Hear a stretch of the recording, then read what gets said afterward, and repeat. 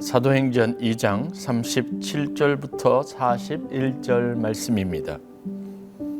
그들이 이 말을 듣고 마음에 찔려 베드로와 다른 사도들에게 물어 이르되 형제들아 우리가 어찌할꼬 하거늘 베드로가 이르되 너희가 회개하여 각각 예수 그리스도의 이름으로 세례를 받고 죄 사함을 받으라.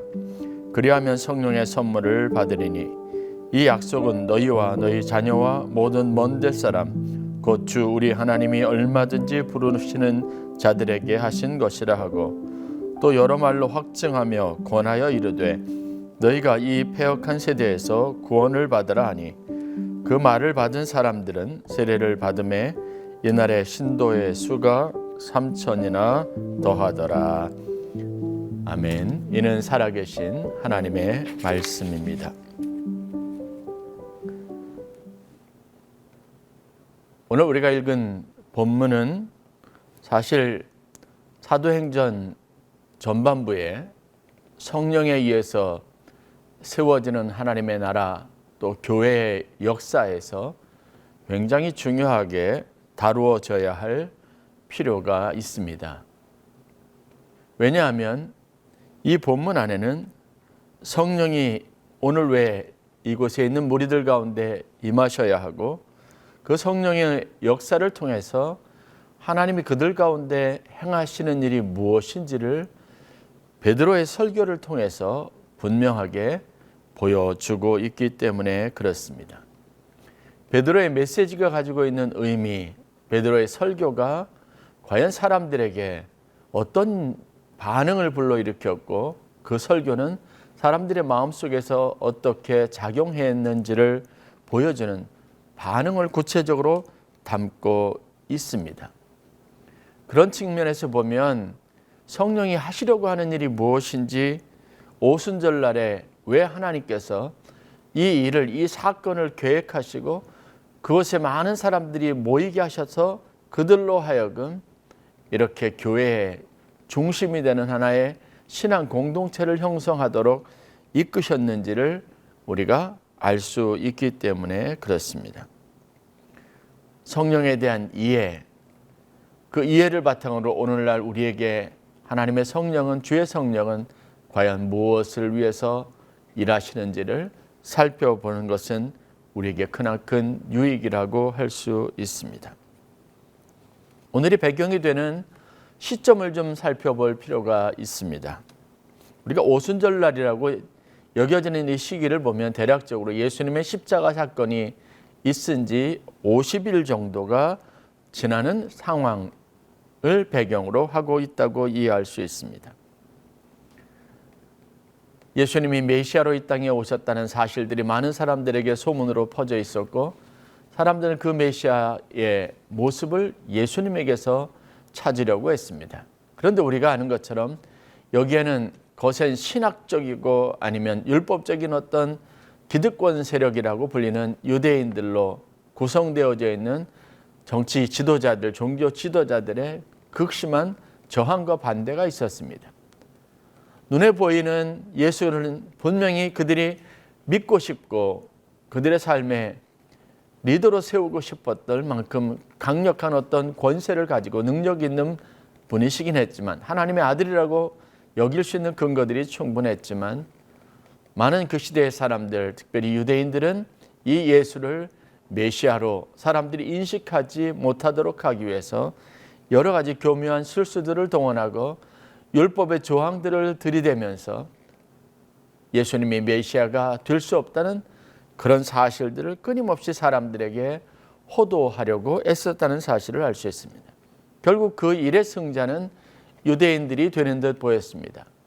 왜냐하면 예수님께서 결국은 정치 범의 한 사람으로 정치적으로 어떤 목적을 가진 사람으로 사람들에게 비춰지게 하고 하나님의 아들로서의 어떤 거룩하고 성별하며 또 하나님의 능력 있는 어떤 권위 있는 그런 모습을 잃어버리도록 했기 때문에 그렇습니다.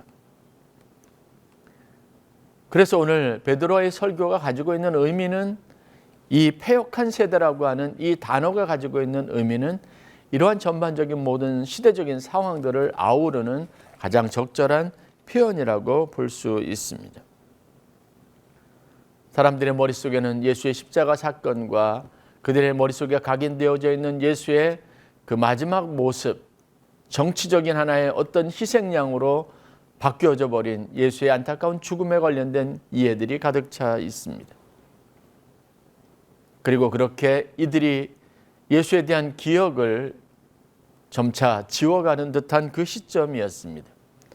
그러나 하나님께서는 예수 그리스도의 부활 사건과 그리고 남겨진 제자들을 통한 성령의 역사들을 통해서 이 일이 하나님의 일이고 이 역사가 바로 하나님의 위대한 계획의 일부였다는 사실들을 사람들에게 알게 합니다. 그것이 바로 베드로가 오순절날 그곳에 모인 많은 사람들, 각양각색의 지역과 또 방언과 다양한 문화적, 지리적 배경들을 가진 사람들이 모인 그곳에서 하나의 강력한 하나님의 메시지가 음성처럼 들려지게 했던 것입니다. 36절 말씀입니다. 그런즉 이스라엘 온 집은 확실히 알지니 너희가 십자가에 못 박은 이 예수를 하나님이 주와 그리스도가 되게 하셨느니라 라고 하는 말씀이 베드로의 마지막 설교의 마침이었다는 사실이 우리가 주목할 부분입니다. 오순절날 사람들 앞에 모여서 담대하게 외치던 베드로, 설교자 베드로가 가지고 온 메시지의 핵심은 바로 그겁니다. 너희들이 못 박은 그 예수가 바로 하나님의 아들이셨다는 겁니다. 그리고 그 하나님의 아들 예수를 너희가 못 박았다고 하는 사실입니다. 그런 의미에서 이 메시지를 받은 많은 사람들의 마음에 동요가 일어나기 시작했습니다. 성경 37절 말씀을 보면 그들이 이 말을 듣고 마음에 찔려 베드로와 다른 사도들에게 물어 이르되 형제들아 우리가 어찌할꼬 하거늘. 이 말은 그들이 베드로의 설교를 통해서 다시 한번 그 50일 이전에 예수님의 여러 가지 모습들과 그가 십자가에 달려 돌아가시는 과정들에 대한 자기 반성의 기회를 가졌다는 겁니다. 어떤 분위기에 이끌려서 그 시대가 가지고 있는 어떤 주도적인 흐름에 이끌려서 그들이 어느 순간인가 이 메시아로 받아들였던 예수에 대해서 그 마음에 배반한 것을 가지고 폭도로 변해서 예수를 십자가에 못 박는 안타까운 일이 있었습니다. 지금 베드로의 설교를 듣고 난 다음에 이들은 자신의 변질, 자신 안에 일어났던 이 엄청난 죄악에 관련된 문제들, 자기가 무슨 짓을 했는지 그것에 대한 깨달음이 구체적으로 일어나기 시작했다는 사실들을 성경이 증언하고 있습니다. 그때 베드로의 메시지는 분명했습니다. 너희가 회개하여 각각 예수 그리스도의 이름으로 세례를 받으라는 겁니다. 그리고 죄 사함을 받으라는 겁니다. 그들이 한 일이 스스로 잘못한 일이라고 뉘우치는 그 순간이 있다면, 그 마음에 찔림이 있다면 즉시 돌이키고 그 잘못을 용서하고 예수 그리스도 앞에 나가서 그분이 주시는 자비와 긍휼을 힘입으라고 말합니다. 이것이 바로 구원의 역사입니다. 성령이 이 땅에 오셔서 그들 가운데 역사하시는 것은 바로 패역한 세대에 사는 많은 사람들, 자신이 한 일이 무엇인지도 알지 못하고 근본적인 죄의 문제에 대한 인식을 갖지 못하는 어떤 세태나 아니면 어떤 강력한 어떤 세대적인 흐름에 휩싸여 살아가고 있는 사람들, 때로는 사람들의 말에 현혹되는 사람들, 때로는 자기가 어떤 살이나 어떤 상황에 대한 분별력을 갖지 못하고 잘못된 결정을 하는 사람들을 일컫는데, 그 세대에 사는 모든 사람들을 하나님의 말씀으로 깨우치고 그들의 삶이 어떤 부분에서 그릇되고 잘못되어져 있는지, 그들의 구체적인 죄의 뿌리가 어디에 있는지를 밝히 알게 하시는 것이 바로 성령의 역사라고 하는 사실들을 성경이 오늘 우리에게 분명하게 증언하고 있습니다. 하나님은 오늘 우리 삶 가운데 역사하십니다. 성령은 오늘 이 시대에 사는 모든 사람들에게 동일한 은혜로 부어지고 있습니다. 성령이 역사하시는 가장 중요한 목적이 바로 무엇이냐면, 패역한 세대에서 죄악에 물들어 있던 세대의 많은 사람들을 죄악에서 구원하여 내기 위한 목적에 있다는 사실들입니다. 성령은 사람들의 말씀을 사람들의 입을 빌어서 말씀을 통해서 우리 마음에 들어옵니다.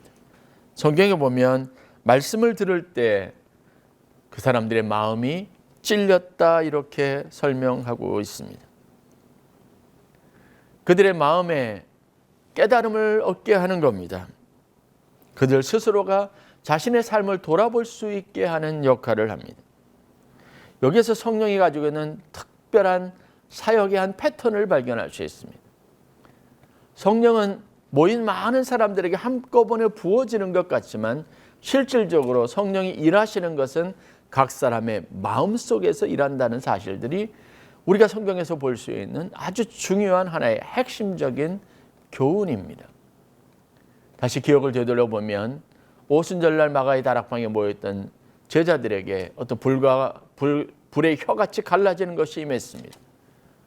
그런데 그때 성령은 각 사람에게 각 사람을 통해서 각 사람의 입으로 각 사람의 언어로 그들의 삶 속에 일하시기 시작합니다. 그래서 그들은 성령의 강한과 극하고 강한 바람을 가지고 그들에게 말하게 하심을 따라서 사람들에게 말을 하기 시작하는데 각각의 사람들이 말하는 언어가 전부 다 달랐습니다. 그리고 오늘 우리가 성경에서 보는 것처럼 그 사람들의 메시지를 들을 때 그들은 각각 자기의 마음의 찔림을 받았다라고 말하고 있습니다. 우리가 흔히 3,000명이 회개하고 세례를 받았다고 하는 이 성경의 단적인 증언을 기반으로 해서 이것이 하나의 어떤 공동체적인 어떤 단체적인 회심이요 변화라고 생각할 수 있겠지만 그러나 그 내용들을 유심히 살펴보면 이것은 성령께서 각 사람 마음속에서 각 사람 안에서 역사하시는 개인적인 회심의 사건의 결과라고 하는 사실들을 우리가 바로 깨달을 수 있습니다. 그러므로 여러분 성령은 각 사람 마음속에서 지배력을 갖습니다. 예수님께서 제자들에게 말씀하셨던 것처럼 성령께서 우리 가운데 임하시면 바로 우리 개인이 하나님 앞에서 그의 은혜 안에서 그의 주신 능력 안에서 여러분 다스림을 받게 되고 다루어지게 되어져 있다는 사실들을 우리가 인식할 수 있어야 합니다. 베드로의 메시지의 핵심도 그겁니다. 누가 예수를 못 박았는가? 그것은 유대인들이다, 바리새인들이다, 사내들인 공의의 회원들이다라고 남을 향해 손가락질할 수 없고 저 사람이 그랬다라고 자기의 책임을 회피할 수 없습니다. 베드로는 분명하게 이렇게 말합니다. 너희가 십자가에 못 박은 예수를 하나님이 주와 그리스도가 되게 하셨다고 말합니다. 못 박은 이가 누구입니까? 바로 나 자신입니다. 우리입니다. 그럼 우리가 하나님 앞에 다루어져야 합니다. 이 다루어짐이 온전히 이루어질 때 말씀이 우리 안에서 우리의 마음에 깊은 찔림이 되고 울림이 될 때 그때 성령께서 우리 안에 역사하시게 됩니다.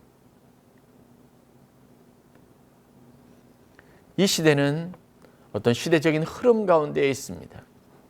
성경이 지목하고 있는 것처럼 예수님 당시에 이 모든 일들이 그 시대에 집중적으로 하나님의 역사로 행해지게 된 것은 그 시대가 가지고 있는 어떤 시대적인 죄악상을 반영하고 있고 그 시대가 얼마나 하나님 앞에 겉으로는 평온해 보이지만 겉으로는 믿음이 있는 세대 같지만 얼마나 하나님의 복음으로부터 복음의 가치로부터 하나님의 뜻으로부터 멀어져 있는지를 단적으로 드러내고 있는 겁니다. 우리가 보기에는 문제없는 세상 같지만 하나님의 눈으로 시각으로 그 시대는 패역한 세대입니다. 각 사람은 자기가 어떤 죄를 짓는지도 알지 못합니다. 세태의 강한 악한 영의 세력에 휩싸여서 세상이 그렇게 하나님의 말씀의 지배력을 잃어버리고 떠돌듯이 운행되고 있었다는 사실들을 보여줍니다. 여러분, 오늘 우리가 사는 시대는 어떻습니까? 저는 어떤 신학적인 연구나 논쟁을 차치하고라도 지금 이 시대를 붙잡고 있는 강력한 어떤 영적인 분위기가 있다는 사실들을 깨달을 수 있습니다. 부인할 수 없는 사실입니다. 서로가 서로를 미워하고 비난합니다. 존경하는 것은 없습니다. 이 시대의 영웅은 사라졌습니다. 사람들에게 우리가 가지고 있는 냉소적인 태도들이 얼마나 사회의 분열을 조장하고 통합을 방해하고 있는지 우리가 경험할 수 있습니다. 코로나라고 하는 이 바이러스의 공격 속에서 이러한 양상들은 더 극심하게 사람들의 마음의 증오와 그리고 미움, 분란을 부채질하고 있습니다. 안타까운 현실이 아닐 수 없습니다. 하나님의 눈으로 이 시대는 분명히 패역한 세대입니다. 그 책임이 다른 사람에게 있지 않습니다. 바로 오늘 나에게 있다는 사실들을 깨달을 수 있어야 합니다.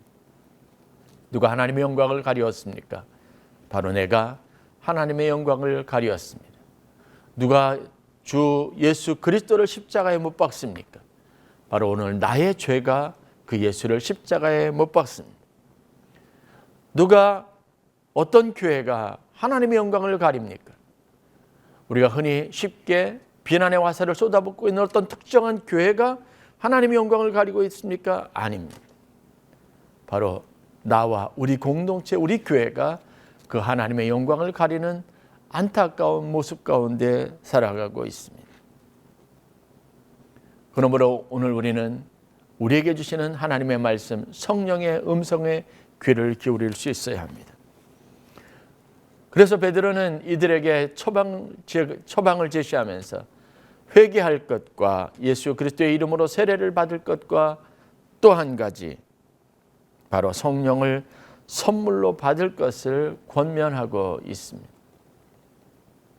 왜냐하면 성령이 우리 안에서 역사하시는 가장 큰 능력이 되기 때문에 그렇습니다. 우리의 삶을 움직여가는 것, 우리의 삶의 운명과 방향을 결정하는 것이 여러분 시대가 아니어야 합니다. 이 패역한 세대가 가지고 있는 어떤 특정적인 어떤 분위기나 현상도 아니어야 합니다. 우리는 그 가운데에서 사망의 음침한 골짜기로 간다 할지라도 요한계시록에서 요한이 본 환상 가운데 하나님이 메시지를 주신 것처럼 그것이 세계를 향한 하나님의 거대한 심판의 불 가운데 있다 할지라도 우리는 그 가운데에서 하나님의 보호하심을 받고 하나님 특별한 자로 따로 세우심을 받고 하나님의 인도하심 가운데에서 많은 사람들에게 하나님의 거룩하심을 찬양한 거룩한 찬양대와 같이 하나님의 영광을 드러낼 자로 세움을 받고 쓰임을 받을 수 있어야 한다는 이 특별한 사명감을 가지고 무장할 수 있어야 합니다. 이 시대의 악은 분명히 존재합니다. 그 악을 깨닫게 하시는 것이 바로 성령의 역사입니다. 많은 사람들이 하나님의 말씀을 들을 때 그 말씀이 구체적으로 어떤 사람을 지목하고 가르치는지 거의 본능적으로, 본능에 가깝게 감각적으로 머릿속에 어떤 특정한 사람들을 떠올리게 하는 그런 경험을 갖게 합니다. 저 역시 그런 경험이 있고 여러분들도 다 그런 경험들을 가지고 있습니다. 그러나 여러분, 우리가 냉철하게 말씀에 비추어서 성경의 교훈에 비추어서 볼 때 하나님의 말씀은 특정한 다른 사람에게 아니면 어떤 불특정한 시대로 향하지 않습니다. 우리 마음에 진정한 변화를 가져오고 내 마음에 찔리게 하고 내 마음에 어떤 변화에 대한 소망을 불러일으키는 것, 하나님이 원하시는 삶을 살도록 나에게 회개의 기회를 주고 그리고 무엇이 온전하고 선한 뜻인지 분별하게 하시는 이가 바로 성령께서 하시는 일이라는 것을 오늘 우리가 교훈으로 얻을 수 있어야 합니다. 여러분은 모든 시대, 모든 예배를 통해서, 모든 사건을 통해서 그것이 시대를 향한 하나님의 뜻이지만 여러분 개인에게 주시는 하나님의 뚜렷하고 분명한 음성으로 들려지는 축복이 있어야 될 줄로 믿습니다. 하나님의 나라와 역사는 개인적인 회심으로부터 변화로부터 시작이 됩니다. 예수는 이 시대를 살고 있는 많은 사람들, 모든 사람들을 구원하시기 위하여 이 땅에 오셨지만 그 예수는 가장 먼저 우리 안에서 나의 구원을 위해서 일하십니다. 그리고 우리가 잘 아는 것처럼 그 예수님께서 바로 다른 사람이 아니라 나를 위해 십자가에 피 흘려 죽으시고 부활하셨습니다. 신앙생활은 시대의 어떤 특정한 상황들 속에서 하나님의 역사를 이루어가고 성취하는 과정이기도 하죠.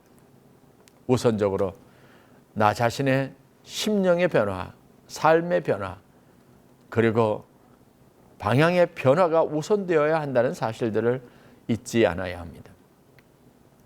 성령의 역사는 각 사람에게 부어주시는 하나님의 특별한 이 역사, 은혜가 각 사람을 통해서 회개와 구원의 역사로 나타나는 이 구체적이고 그리고 명확한 과정의 전개를 보이고 있습니다. 오늘 이 시대에도 시대를 아우르는 하나님의 거룩한 역사가 있습니다. 그런데 그 일에 내가 예외가 되는 불행한 일은 없어야 합니다. 그 일에 바로 내가 참여하고 나를 향한 하나님의 거룩한 구원의 계획 가운데 내가 회개하고 예수 그리스도의 이름으로 세례를 받고 성령을 선물로 받는 수혜자가 되는 축복이 있어야 될 줄로 믿습니다. 나를 위한 하나님의 거룩한 성령의 역사, 말씀의 역사, 구원의 역사가 오늘 이 말씀을 듣는 모든 사람들이 누리게 되는 삶의 축복이 되시기를 주의 이름으로 간절히 축원합니다.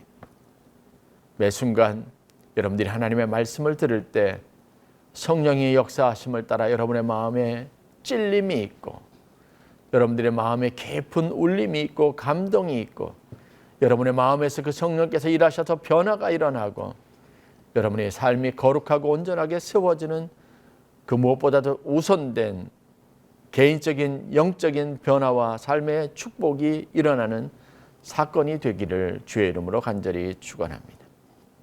그렇게 모여든 사람, 그렇게 하나님 앞에 무릎 꿇은 사람들이 수가, 많은 사람들의 수가 여러분 하나님의 나라를 형성하고 하나님의 영광을 드러내며 그 시대에 주도적이던 악한 영을 물리치는 하나님의 나라의 강력한 힘이 된다는 사실들을 다시 한번 기억하면서 오늘 나로부터 시작되는 이 작은 변화가, 이 중요한 변화가 하나님의 위대한 역사가 되고 오늘날 이 세대를 움직이는 성령의 역사가 되기를 다 같이 기도하는 귀한 은혜가 있기를 간절히 축원합니다.